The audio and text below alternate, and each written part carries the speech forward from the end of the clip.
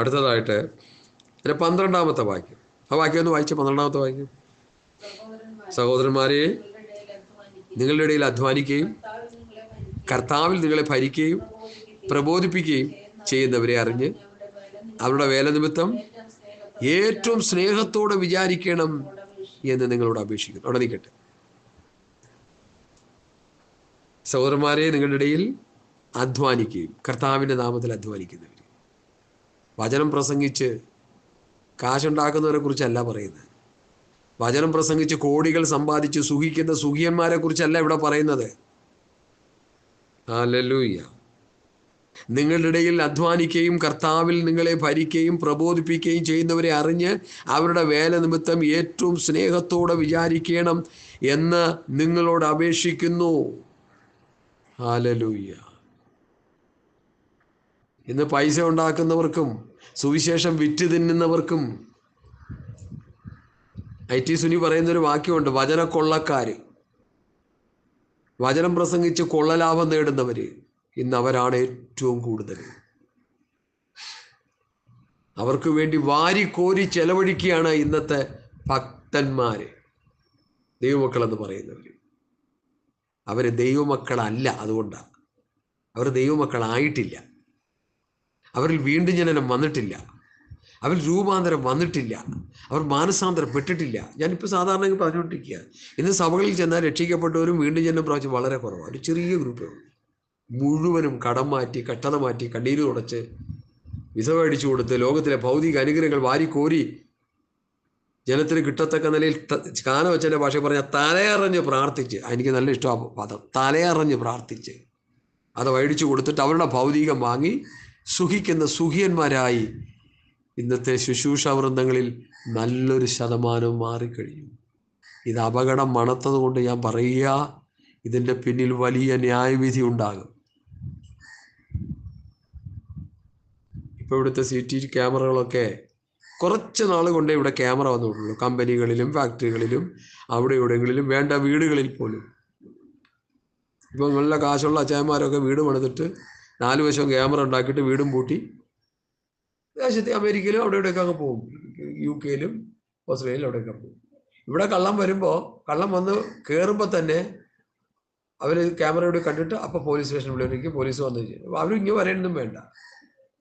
ആ നിലയിലുള്ള സംവിധാനങ്ങളായി കഴിയും. വീടുകൾ പണിത്, വലിയ വലിയ വീടുകൾ കേരളത്തിൽ പണിത് CCTV ക്യാമറകളൊക്കെ സ്ഥാപിച്ച് ഏതെങ്കിലും നിലയിൽ ഒരു പ്രയാസമോ ഒരു കള്ളൻ കയറി അറ്റാക്ക് ചെയ്യുന്ന അവസ്ഥ വന്നാൽ വിദേശത്തിരുന്ന് കണ്ടുകൊണ്ട് പോലീസ് സ്റ്റേഷനിൽ വിവരം അറിയിച്ച് അവിടെ നാൾ വന്ന് കാര്യങ്ങളൊക്കെ പരിഹരിക്കുന്ന ഒരു നിലവാരത്തിലേക്ക് വന്നു കഴിഞ്ഞു. അഡ്വാൻസ്ഡായി. ഒരു 10-25 വർഷം മുമ്പ് അതൊന്നും ഇല്ല. 25 പോകണ്ട, കുറഞ്ഞ വർഷങ്ങളെ ആയിട്ടുള്ളൂ ഇത്.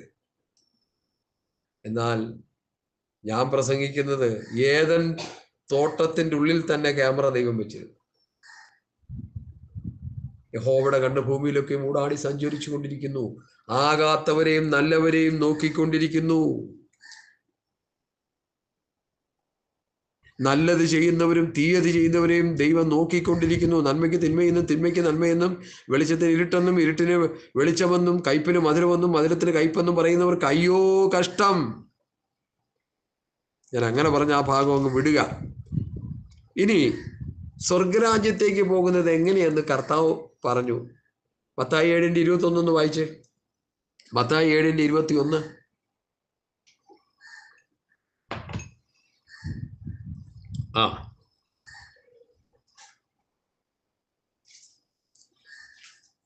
മത്തായി 7:21. ഇതൊക്കെ കാണാതെ പറയേണ്ട വാക്യങ്ങളാ ഭക്തന്മാര്. എന്നോട് കർത്താവേ കർത്താവേ എന്ന് പറയുകയും ഏവനുമല്ല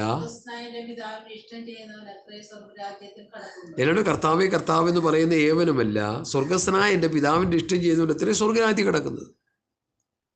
ഈ വാക്യം നമ്മൾ മുമ്പ് കേട്ടിട്ടുണ്ട്, ഞാനും കേട്ടിട്ടുണ്ട്. സ്വർഗരാജ്യത്തിൽ കിടക്കുന്നത് ആരാ?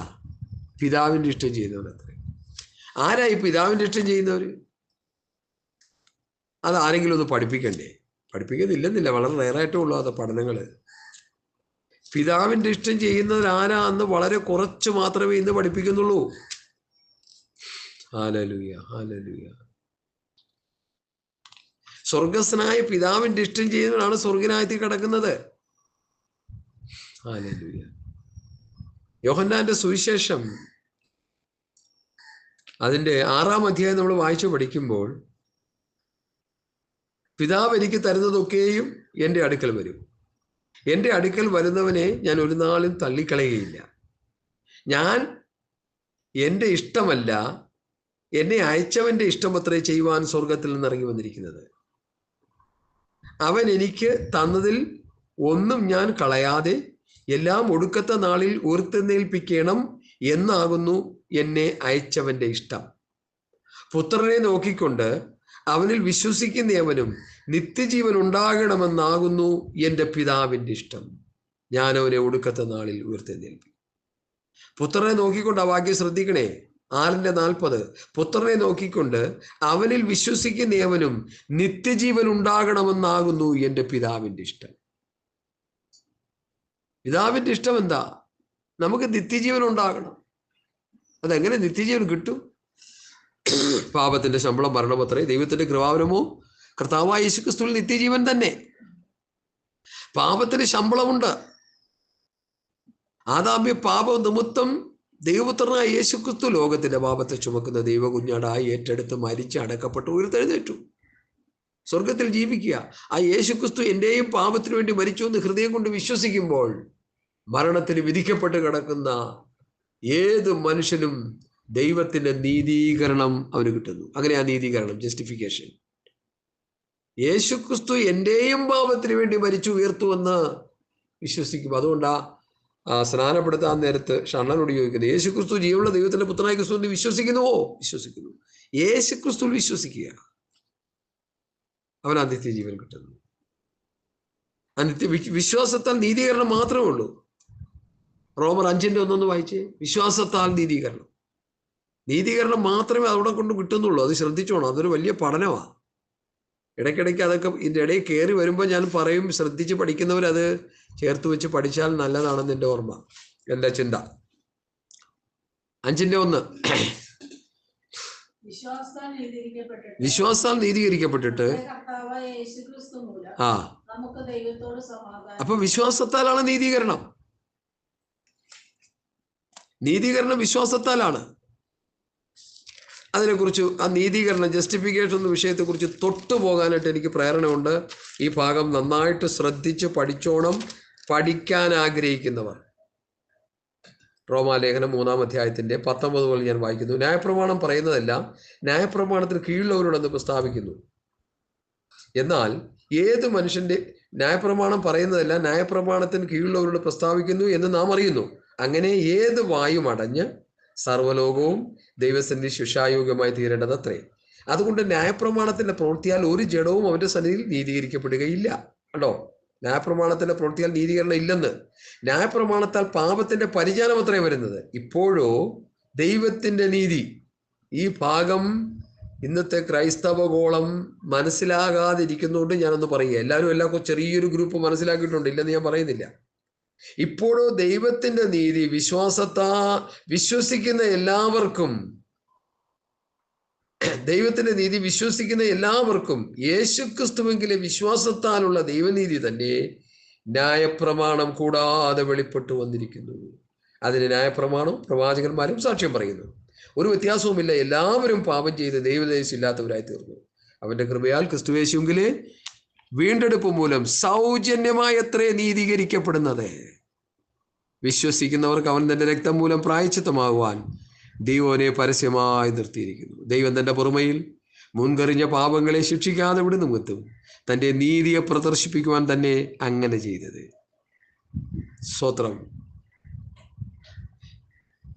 നീതി പ്രദർശിപ്പിക്കുവാൻ താൻ നീതിമാനും, തന്റെ നീതിയെ പ്രദർശിപ്പിക്കുവാൻ താൻ നീതിമാനും യേശുവിൽ വിശ്വസിക്കുന്നവനെ നീതീകരിക്കുന്നവനുമാകേണ്ടതിന് അക്കാലത്ത് തന്റെ നീതിയെ പ്രദർശിപ്പിക്കുവാൻ തന്നെ അങ്ങനെ ചെയ്തത്.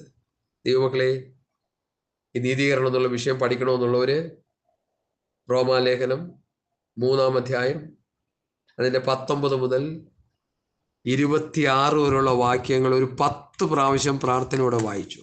ഞാനിപ്പോ പെട്ടെന്ന് പറഞ്ഞെന്ന് വെച്ചാൽ നിങ്ങൾക്ക് ഇതൊന്നും മനസ്സിലാകത്തില്ല. വലിയൊരു സബ്ജക്റ്റാണ്. ആത്മാവ് വേണം നമുക്കിത് വെളിപ്പെടുത്തി തരാൻ. ദൈവത്തിൻ്റെ പരിശുദ്ധാത്മാവ് വേണം ഈ വചനം നമുക്ക് വെളിപ്പെടുത്തി തരാൻ. അതുകൊണ്ട് ഞാനങ്ങനെ പറയുന്നത്. അല്ലാതെ മനസ്സിലാകത്തില്ല. ഇത് ആത്മാവിൽ എഴുതിയ വചനം ആത്മാവിൽ വേണം ഗ്രഹിക്കുവാൻ. ലോകത്തിൻ്റെ മനുഷ്യൻ ഇതൊന്നും മനസ്സിലാകത്തില്ല. ഇന്നത്തെ പെന്തക്കോസ്തുകാർക്കും ഇത് മനസ്സിലാകത്തില്ല. കാരണം ആത്മാവിനാലുള്ള നടത്തിപ്പൊന്നും ഇല്ലല്ലോ, ഒക്കെ പോയല്ലോ പണ്ടേ. രക്ഷയും സ്നാനവും അഭിഷേകവും വിശുദ്ധിയും വേർപാടും ഒക്കെ പ്രാപിച്ചവർ രക്ഷാവസ്ത്രവും നീതിയും വസ്ത്രവും നഷ്ടപ്പെടുത്തി നഗ്നനായി. പരിശുദ്ധാത്മയുള്ള കാഴ്ചപ്പാട് പോയപ്പോൾ കുരുടനായി. പിന്നെ ഉപദേശം വിട്ടുകളഞ്ഞപ്പോൾ ദരിദ്രനുമായി. അതാണ് വെളിപ്പാട് പുസ്തകം 3-ാം അധ്യായത്തിലെ 17, 18, 19 വാക്യങ്ങൾ. ഇന്നത്തെ ലവോദിക്യ കർത്താവിൻ്റെ വരവിന് മുൻപുള്ള ആത്മീയ സമൂഹം ദരിദ്രന്മാരും നഗ്നന്മാരും കുരുടന്മാരും തന്നിമിത്തം അരിഷ്ടന്മാരും നിർഭാഗ്യവന്മാരുമായി തീർന്നു. അവരുടെ ആത്മീക കുരുട മാറണമെങ്കിൽ പരിശുദ്ധാത്മാവിലുള്ള കാഴ്ചപ്പാടിൽ ദൈവവചനം പഠിക്കണം. അവരുടെ ആത്മീക ദാരിദ്ര്യം മാറണമെങ്കിൽ പഥ്യവചനം, പഥ്യോപദേശം ഏറ്റെടുക്കണം. ദൈവസഭയുടെ സമ്പത്ത്, നിധി, ഉപനിധി പഥ്യവചനം, പഥ്യോപദേശമാണ്. 3, രക്ഷയും നഷ്ടപ്പെടുത്തി രക്ഷാവചനവും രക്ഷാവസ്ത്രവും നീതിവസ്ത്രവും കറമുരണ്ട് അടക്കാക്കാരൻ്റെ ചേളാവ് പോലെയായി. നീതിയും വസ്ത്രവും രക്ഷാവസ്ത്രവും ദൈവവചനത്താലും ആത്മാവിനാലും ശുദ്ധീകരിക്കപ്പെടണം. നാം കർത്താവിൻ്റെ നമ്മുടെ മേലുള്ള രക്ഷയുടെ വസ്ത്രം, നീതിയുടെ അങ്കി. യെശയ്യാപ്രവാചകൻ പറയുന്നു, അവൻ എന്നെ രക്ഷാവസ്ത്രം ധരിപ്പിച്ചു, നീതി എന്ന അങ്കി ഇടിയിച്ചു. അത് നീതീകരണവും രക്ഷയും നമുക്ക് തന്നു എന്നുള്ള അർത്ഥത്തിലുള്ളൊരു പ്രയോഗമാണ്. അത് മനുഷ്യൻ മുഴുവൻ നഷ്ടപ്പെടുത്തി. ഇന്നത്തെ പെന്തക്കോസ്തുകാരിൽ നല്ലൊരു ശതമാനം അത് നഷ്ടപ്പെടുത്തി. ഇത് പറഞ്ഞുകൊണ്ടിരിക്കുമ്പോൾ മറ്റുള്ളവരെ വിമർശിക്കുന്നതിൻ്റെ കാരണം ഒരു കാര്യം മനസ്സിലാകാത്തതുകൊണ്ടാണ്.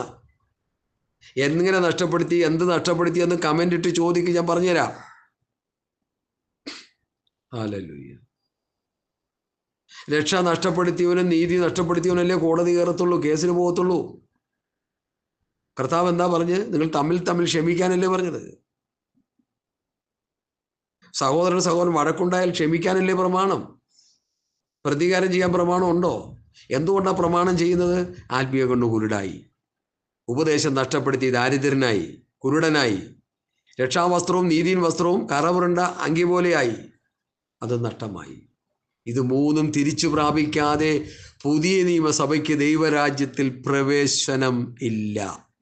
ഇത് പിതാക്കന്മാരുടെ പഠിപ്പിക്കലാണ് ഞാൻ ഈ പറയുന്നത്, ചുമ്മാ എനിക്കിതൊന്നും അറിയത്തില്ല. ശക്തമായ പഠനമാണിതൊക്കെ. വെളിപ്പാട് പുസ്തകം 3-ന്റെ ലവോദിക്യ എന്നുള്ളൊരു വിഷയം ഞാൻ ഏതെങ്കിലും സന്ദർഭങ്ങളിൽ അത് ദൈവവചനത്തിലൂടെ പിന്നെയും ധ്യാനിക്കാനായിട്ട് പറയും. പല ഭാഗങ്ങളിൽ പലരുമൊക്കെ പറയുന്നുണ്ട്. എല്ലാം കൂടി ഒന്നും ചെയ്യാൻ പറ്റത്തില്ല. സമയം അനുസരിച്ച് കർത്താവ് നിയോഗം അനുസരിച്ച് നമ്മൾ ഓരോന്നായിട്ടൊക്കെ പഠിക്കും. വെളിപ്പാട് പുസ്തകം 3-ന്റെ ലവോദിക്യ എന്നുള്ള പഠനം വളരെ ശ്രദ്ധിക്കുന്നു. 7 സഭകൾ എന്നുള്ള 7 കാലഘട്ടങ്ങളെ കാണിക്കും. 1-ാമത്തെ കാലഘട്ടം എഫെസോസ് കാലഘട്ടം. അപ്പോസ്തലന്മാരുടെ ഉപദേശം കേട്ട് വന്ന എഫെസോസ് കാലഘട്ടത്തിലെ വിശ്വാസികളുടെ നിലവാരം എന്താണ്? കുറെ പ്രവാചകന്മാർ പ്രവചിക്കാനായിട്ട് കയറി വന്നു. ഇന്നത്തെ സഭയാണെങ്കിൽ അവർ കയറി മേഞ്ഞിട്ട് പോയെന്നെ. ഈ പ്രവാചകന്മാർ വന്ന് പ്രവചിക്കാനായിട്ട് തുടങ്ങിയപ്പോൾ തന്നെ അവിടുത്തെ പാസ്റ്ററും വിശ്വാസികളും കൂടി അവരെ അങ്ങോട്ട് സ്വത്രം എന്ത് ചെയ്തു? പരീക്ഷിച്ചു. കള്ളന്മാരെന്ന് കണ്ടു. തലമിട്ട് കാണും അവിടെ നിന്ന്. ഇന്നാണെങ്കിലോ ദൈവവചനത്തിൻ്റെ ഉപദേശം അറിയാതെ, പ്രബോധനം അറിയാതെ, വചനങ്ങളൊന്നും അറിയാതെ, രക്ഷാസ്നാനം ഒന്നും അറിഞ്ഞൂടാതെ ചുമ്മാ ഉണർത്താൻ വേണ്ടി പാര കൊണ്ട് കുത്തിപ്പൊക്കി കുറെ പാട്ടും പാടി കുറെ ബഹളം വെച്ച് കുറെ ഉണർവാണെന്നും പറഞ്ഞ് അതും ഇതുമൊക്കെ പറഞ്ഞ ആളെ കൂട്ടിയ വല്ല ഗുണമുണ്ടോ ദൈവമക്കളെ? ചിന്തിക്കുക. ഞാൻ പറയുന്നതിൽ എന്തെങ്കിലും സത്യമുണ്ടോ എന്ന് ചിന്തിക്കുക. പുസ്തകം അറിയുന്ന വിശ്വാസികൾ എത്ര പേരുണ്ട്? സത്യവേദ പുസ്തകത്തിലെ ഉപദേശങ്ങൾ, പുതിയ നിയമ പ്രമാണം, അപ്പോസ്തലന്മാരുടെ ഉപദേശം, ഞങ്ങൾ വാക്കിനാലോ ലേഖനത്താലോ തന്ന പ്രമാണം, അത് പഠിച്ചവർ എത്ര പേരുണ്ട്? അത് പഠിച്ച് പ്രസംഗിക്കുന്ന എത്ര ശുശ്രൂഷകന്മാരുണ്ട്? Hallelujah, hallelujah. അത് പ്രസംഗിച്ച വചന വ്യവസ്ഥയിൽ സഭയെ വളർത്തുന്ന എത്ര പേരുണ്ട്? റോമാസഭ അങ്ങനെയല്ലേ വളർത്തിയത്? ഉപദേശം പഠിപ്പിച്ചു, അവരത് പഠിച്ചു. ഇന്നോ PM ജോസഫ് എന്ന് പറഞ്ഞ IPCയിലെ കരുത്തനായ ഒരു പാസ്റ്റർ ഉണ്ടായിരുന്നു, മരിച്ചുപോയി, എക്സ് മിലിറ്ററി ആയിരുന്നു. അദ്ദേഹം പറഞ്ഞ പദം ഞാൻ പല പ്രാവശ്യം റിപ്പീറ്റ്, എല്ലാവരും കേൾക്കണം ഇത്, എല്ലാവരും കേൾക്കണം അത്. അദ്ദേഹം പറഞ്ഞു നമ്മുടെ പാസ്റ്റർമാർ സങ്കീർത്തനമുള്ളതുകൊണ്ട് രക്ഷപ്പെട്ടു പോവുക, ഇല്ലെങ്കിലോ സംഗതി അവരുടെ കാര്യം പോക്ക. കാരണം പുതിയ നിയമം പഠിക്കണം, അനുസരിക്കണം, ജീവിക്കണം, അതനുസരിച്ച് പ്രസംഗിക്കണം. എന്നാലേ ജനത്തിന് ആത്മീയ കാഴ്ചപ്പാട് കിട്ടത്തുള്ളൂ. ഹല്ലേലൂയ. ഇവിടെ എന്നെ കർത്താവേ കർത്താവേ എന്ന് വിളിക്കുന്ന ഏവനുമല്ല, സ്വർഗസ്നായ എൻ്റെ പിതാവിൻ്റെ ഇഷ്ടം ചെയ്തുള്ള അത്രേ സ്വർഗരാജ്യത്തിൽ കിടക്കുന്നത്. പിതാവിൻ്റെ ഇഷ്ടം എന്താണെന്ന് ഞാൻ കൃത്യമായിട്ട് പറയാൻ പോവാണ് ഇന്ന് ഈ പകലിൽ. ഈ 2024 അവസാന സൺഡേയിൽ അത് പറയുകയാണ്. തെസ്സലോനിക്ക ലേഖനം സുവിശേഷത്തിലുള്ള പിതാവിൻ്റെ ഇഷ്ടത്തെക്കുറിച്ച് ഞാൻ പറഞ്ഞു കഴിഞ്ഞു. വേറെ കുറേ പിതാവിൻ്റെ ഇഷ്ടങ്ങളൊക്കെ കിടപ്പുണ്ട്. എബ്രായ ലേഖനം 1-ാം അധ്യായത്തിൽ ഒരു പിതാവിൻ്റെ ഇഷ്ടത്തെക്കുറിച്ച് പറയുന്നുണ്ട്. നീ നീതിയെ ഇഷ്ടപ്പെടുകയും ദുഷ്ടതയെ ദുഷിക്കുകയും ചെയ്യുന്നു. ദൈവത്തിൻ്റെ ഇഷ്ടം നീതി ഇഷ്ടപ്പെടുന്നു. പിതാവിൻ്റെ ഇഷ്ടം നീതി ഇഷ്ടപ്പെടുന്നവൻ, നീതി ചെയ്യുന്നവനെ സ്നേഹിക്കുന്നവൻ. നീ നീതിയെ ഇഷ്ടപ്പെടുകയും ദുഷ്ടതയെ ദുഷിക്കുകയും ചെയ്യുന്നു. അതുകൊണ്ട് നിന്റെ കൂട്ടുകാരിൽ പരമായി ദൈവം നിന്നെ ആനന്ദ തൈലം കൊണ്ട് അഭിഷേകം ചെയ്തിരിക്കുന്നു. അത് പിതാവിനെ കുറിച്ച് പുത്രനെ കുറിച്ച് പിതാവ് പറയുന്ന കാര്യങ്ങൾ. ദൈവമക്കളെ, കാര്യങ്ങളെ മനസ്സിലാക്കി വേണം നമ്മൾ മുമ്പോട്ട് പോകാൻ. ഇല്ലെങ്കിലും നമ്മൾ തകർന്നു പോകും. വസ്തുനിഷ്ഠമായ ഉപദേശങ്ങളെ വചനവസ്തുപ്രകാരം പഠിപ്പിക്കുന്നവരൊക്കെ വളരെ കുറവാണ്. അതുകൊണ്ടാണ് ഞാൻ പറയുന്നത്. ഇവിടെ പിതാവിൻ്റെ ഇഷ്ടം എന്താണെന്ന് ഇപ്പോൾ ഞാൻ വായിച്ച് ഒന്ന് പെട്ടെന്ന് പറഞ്ഞു പോകാൻ ആഗ്രഹിക്കുന്നു. 1 തെസ്സലോനിക്കർ 5-ാം അധ്യായത്തിന്റെ 2-ാമത്തെ പാർട്ട് മുതൽ തമ്മിൽ സമാധാനമായിരിപ്പിൻ. സഹോദരന്മാരെ, ഞങ്ങൾ നിങ്ങളെ പ്രബോധിപ്പിക്കുന്നത് ക്രമം കെട്ടവരെ ബുദ്ധി ഉപദേശിപ്പിൻ, ഉൾക്കരുത്തില്ലാത്തവരെ ധൈര്യപ്പെടുത്തുവിൻ, ബലഹീനരെ താങ്ങുവിൻ, എല്ലാവരോടും ദീർഘക്ഷമ കാണിപ്പിൻ, ആരും തിന്മയ്ക്ക് പകരം തിന്മ ചെയ്യാതിരിപ്പാൻ നോക്കുവിൻ, തമ്മിലും എല്ലാവരോടും എപ്പോഴും നന്മ ചെയ്തുകൊണ്ടിരിപ്പിൻ, എപ്പോഴും സന്തോഷിപ്പിൻ, ഇടവിടാതെ പ്രാർത്ഥിപ്പിൻ, എല്ലാറ്റിനു വേണ്ടി സ്തോത്രം ചെയ്യുവിൻ.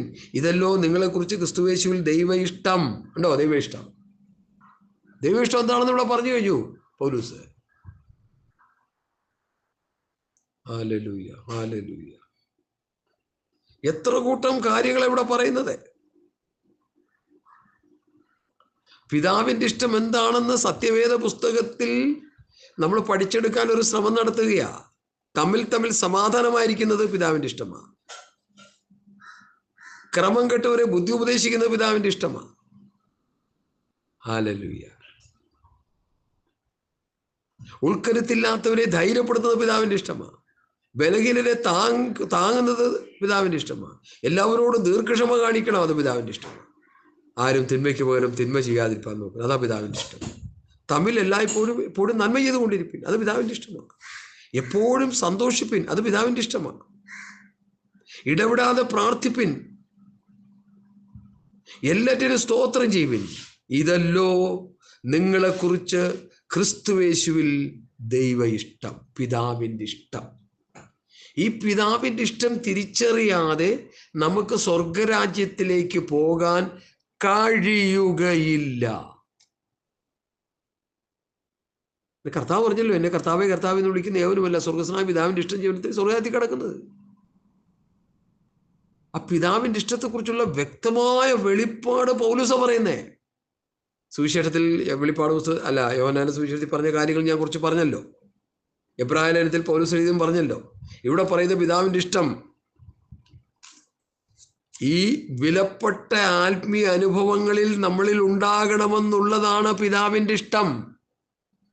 ഇതറിയാത്തൊരു വിശ്വാസിക്ക് എങ്ങനെ സ്വർഗരാജ്യത്തേക്ക് പോകാൻ കഴിയും?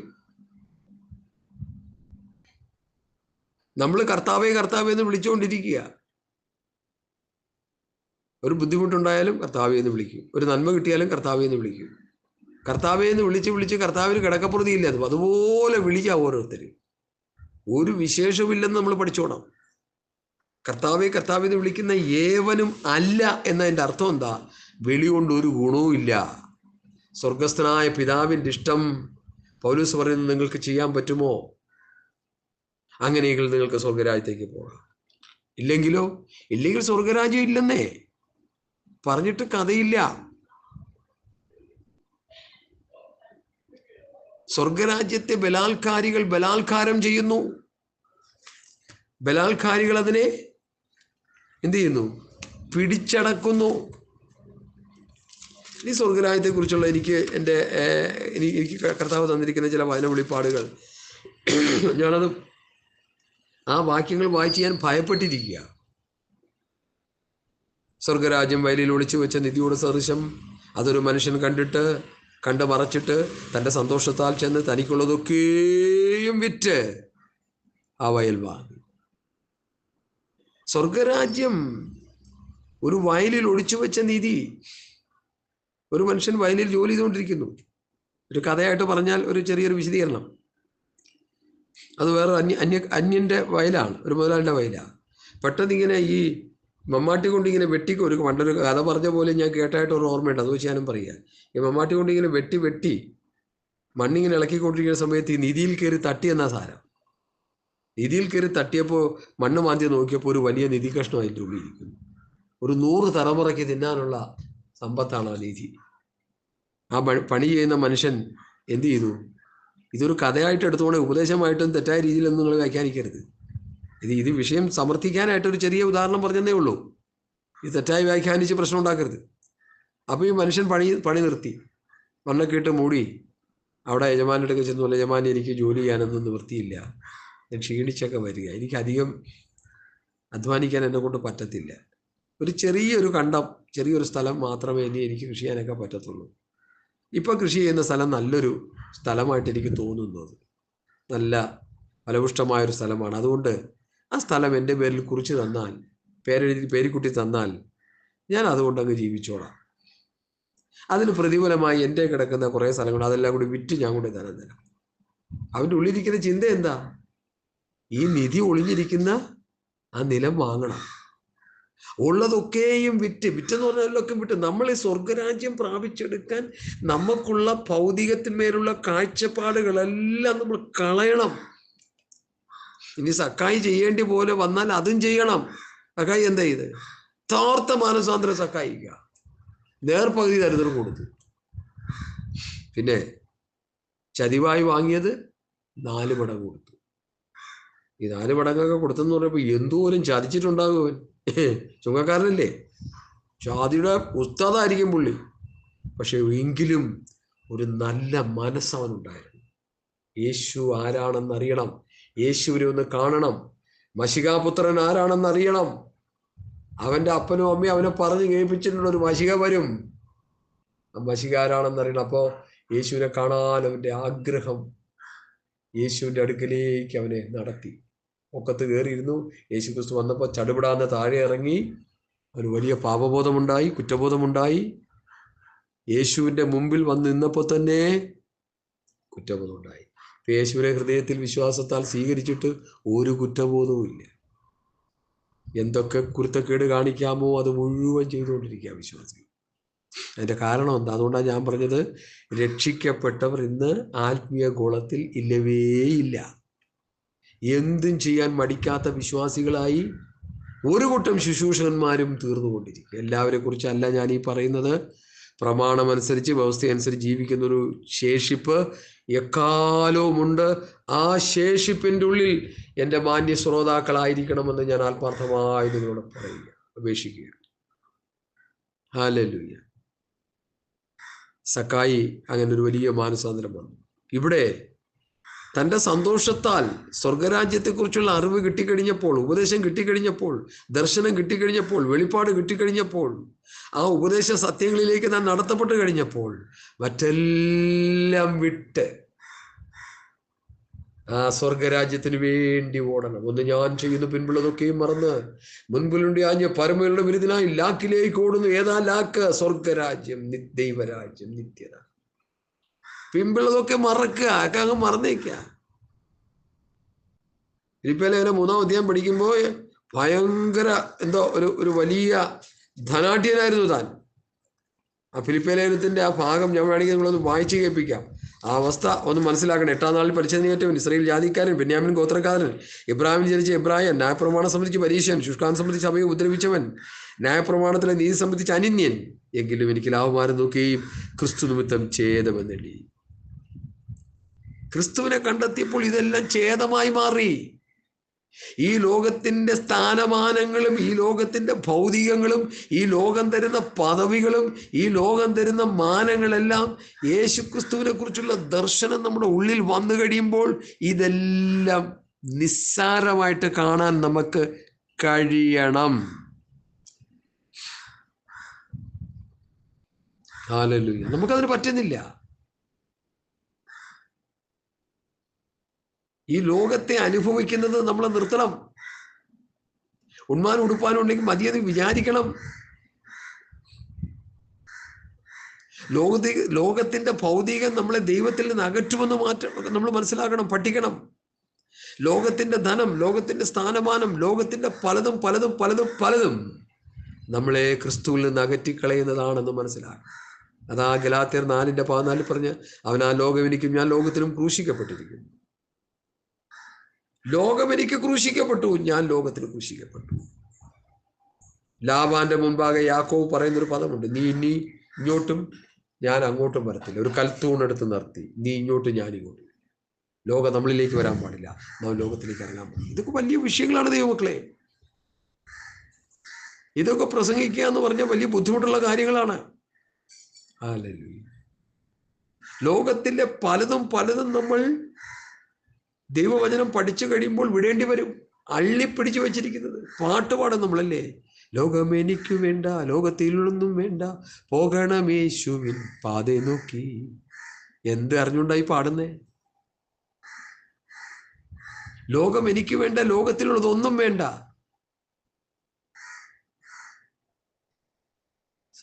സിസ്റ്റർ ലോത്തിന്റെ ഭാര്യ പേരില്ല അതിലെഴുതി. ഈ ഗുണം പിടിക്കാത്തവരുടെ പേരൊന്നും പുസ്തകത്തിൽ വേണ്ടെന്ന് വെച്ചിട്ടായിരിക്കും എഴുതാത്തത്. ലോത്തിന്റെ ഭാര്യ ലോകത്തെ സ്നേഹിച്ച് ലോത്ത് മേടിച്ചുകൊണ്ട് വന്ന സാധനങ്ങളെല്ലാം ഇന്നിപ്പോ നമ്മൾ വിദേശത്തൊക്കെ പോയി ഇലക്ട്രോണിക്സ് ഉപകരണങ്ങളൊക്കെ വാങ്ങി വീട് കൊണ്ടുവന്ന് നിറച്ചു വെച്ചിരിക്കുക. നമ്മുടെ ആഗ്രഹവും മനസ്സും എല്ലാം അതിലാ.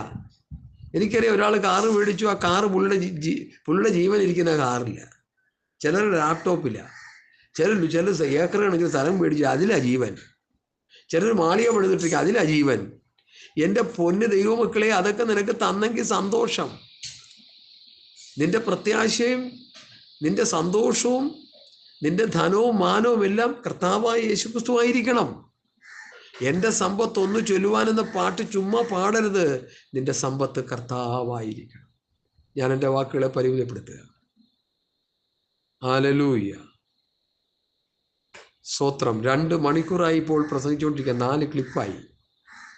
എത്ര പ്രസംഗിച്ചാൽ ഇത് തീരത്തില്ല. അതുപോലെയുള്ള വിഷയങ്ങളാണ്. സ്വർഗരാജ്യം വയലിൽ ഒളിച്ചു വെച്ച നിധി കണ്ടപ്പോൾ തനിക്കുള്ളതെല്ലാം വിറ്റെന്ന് പറഞ്ഞാൽ എൻ്റെ അർത്ഥം ആ മറ്റു ലോകത്തുള്ളത് എല്ലാ ഭൗതികളുടെ മേലും എല്ലാ ആ കാഴ്ചകളെല്ലാം വിട്ടിട്ട് സ്വർഗരാജ്യം പ്രാപിക്കാൻ വേണ്ടിയുള്ള ഓട്ടം ഓട്ടം ഓട്ടം ഓട്ടം ഓട്ടം. പരദേശി മോക്ഷയാത്രക്കാരൻ ആ മോക്ഷരാജ്യം പ്രാപിച്ചെടുക്കാൻ ഓടുന്ന ജോൺ ബനിയന്റെ മനോഹരമായ പുസ്തകം ഞാൻ വായിച്ചിട്ടുണ്ട് അല്പം. തൻ്റെ ഓട്ടം എന്താ? മോക്ഷരാജ്യത്തിൽ ചെന്നെത്താൻ. അതിന് ഈ ലോകത്തിൽ തടസ്സമായി നിൽക്കുന്ന എല്ലാം വിടണം. ആശാപാശം ആകും കുറ്റികൾ എന്നൊക്കെ നമ്മൾ പാടുമല്ലോ. കണ്ടിടും പ്രിയനെ ഞാൻ കണ്ടിടും എന്നുള്ള പാട്ടിലുള്ളൊരു ഭാഗമാണ്. ആശാപാശമാകും കുറ്റികൾ മുറ്റും അറുത്തു മാറ്റണം. സ്വർഗത്തേക്ക് പോകാൻ തടസ്സമായി സഹോദരി നിന്നിൽ എന്തൊക്കെ ഉണ്ടോ അതെല്ലാം അറുത്തു മാറ്റണം. യാത്ര സുഗമമാക്കണം. കാരണം ഇടുക്കമുള്ള വഴിയെ കൂടി പോക്ക് നടക്കുള്ളൂ.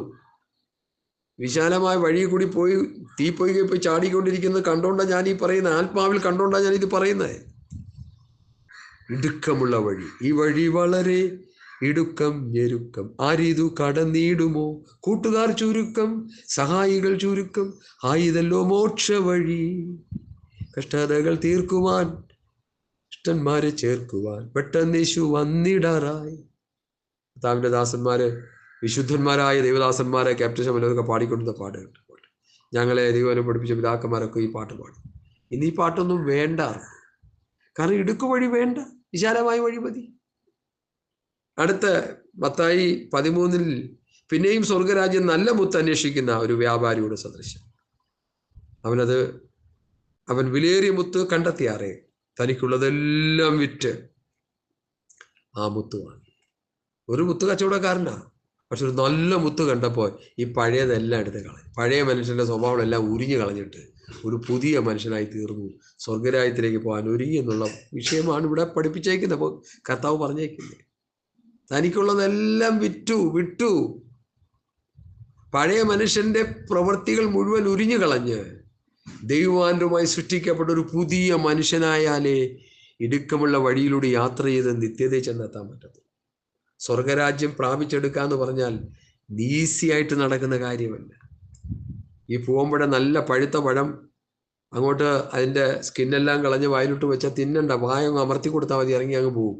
അതുപോലെ ഒന്നും സ്വർഗരാജ്യം കിട്ടത്തില്ല. ഒത്തിരി സ്ട്രെയിൻ ചെയ്യണം നമ്മൾ. ഒത്തിരി വിശുദ്ധിയുടെ പാന്താവിലേക്ക് യാത്ര ചെയ്യണം. ഒത്തിരി നമ്മൾ വചനമനുസരിച്ച് ജീവിച്ച് നമ്മളിൽ റാഡിക്കൽ ചേഞ്ച് ഉണ്ടാകണം. ഒത്തിരി രൂപാന്തരം നമ്മളിൽ ഉണ്ടാകണം. ഇന്നത്തെ പ്രാസംഗികന്മാരൊന്നും അത് പറയാം, അവരൊക്കെ പൊതിഞ്ഞു പറഞ്ഞിങ്ങനെ പോകുന്നു. കല്യാണം നടത്തി ബ്ലാങ്ക് ചെക്ക് വാങ്ങി ഒപ്പിട്ട് കോടികൾ സമ്പാദിക്കുന്ന പാസ്റ്റർമാർ. ഏത് നിലയിൽ പോകുന്നവരെയും കല്യാണത്തിന് വേണ്ടി ഒന്ന് കെട്ടിച്ചു കൊടുക്കാവുന്ന യേസ് കെട്ടിച്ചു കൊടുക്കുക. ഞങ്ങളുടെ പട്ടണത്തിലുണ്ട്, പരിയാരിൽ കൊടുത്താൽ മതി. ഏത് വഴി പോകുന്നവനും ഏത് ഭാര്യ ഉപേക്ഷിച്ചവനും ഭർത്താവിന് ഉപേക്ഷിച്ച് ചെന്ന് കഴിഞ്ഞാൽ വിവാഹം നടത്തി കൊടുക്കും. കാരണം എന്താ? അവർക്ക് പണം കിട്ടിയാൽ മതി. നമുക്ക് പണമല്ല വിഷയം, നമുക്ക് സ്വർഗരാജ്യമാണ്, ദൈവരാജ്യം, നിത്യത. ഞാനൊന്ന് ചോദിക്കട്ടെ, എത്ര വർഷമാണ് നിത്യത? എത്ര വർഷമാണ് നരകജീവിതം? എത്ര വർഷമാണ് സ്വർഗരാജ്യ ജീവിതം? കോടാനുകോടി വർഷങ്ങൾ നമ്മൾ സ്വർഗത്തിൽ സന്തോഷിക്കുമെങ്കിൽ ആ കോടാനുകോടി വർഷം ഈ ലാസറിന്റെ കൂടെ ഉണ്ടായിരുന്ന ആ ധനവാന്റെ കൂടെ നരകത്തിൽ കിടന്ന് അനുഭവിക്കേണ്ടി വരും, അലിയേണ്ടി വരും അവിടെ കിടന്ന്. ഇതിലൊരു വ്യത്യാസം ഉണ്ടാവുമോ? ഞാനിത് പറയുമ്പോഴെങ്കിലും ഈ വിഷയം നിങ്ങളുടെ ഉള്ളിലോട്ടൊന്ന് പതിക്കട്ടെ. സ്വർഗരാജ്യം എന്നുള്ളത്, സ്വർഗീയ സന്തോഷം എന്നുള്ളത് കോടാനുകോടി വർഷം സ്വർഗീയ പിതാവിനോടൊപ്പം നമ്മൾ ആയിരിക്കുന്ന അവസ്ഥയാണ്. അതേപോലെ തന്നെ സാത്താനും അവന്റെ ദൂതന്മാരോട് ചേർന്ന് നരകയെ കുഴിയിൽ കിടന്ന് അനുഭവിക്കേണ്ട യാതനാ സമയമാണ് കോടാനുകോടി വർഷം നമ്മൾ മനസ്സിലാക്കുക.